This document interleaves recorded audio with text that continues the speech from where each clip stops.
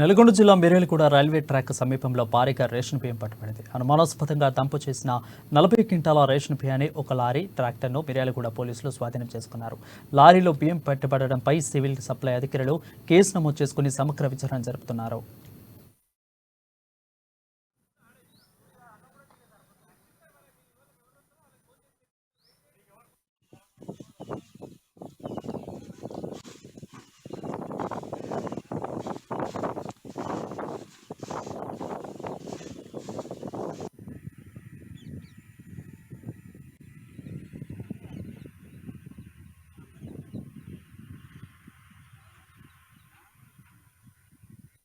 నమ్మదగిన సమాచారం మేరకు పోలీసు వారికి అందిన సమాచారం మేరకు వచ్చి చూడగా రైల్వే స్టేషన్ పక్కన ఒక లారీ ఆగి ఉన్నది.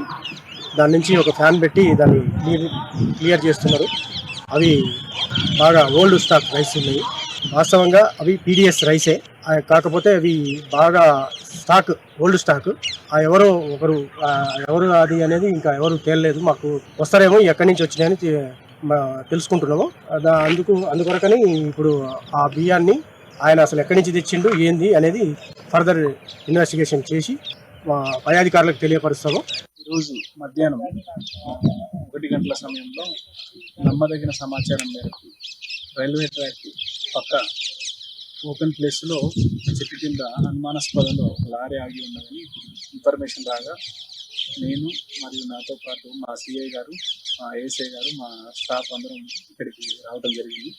ఇక్కడ పరిశీలించి చూడగా లారీ కొంత అన్లోడ్ చేసి ఉన్నటువంటి రైస్ బ్రౌన్ కలర్లో కొంతకాలం నిల్వ వచ్చినటువంటి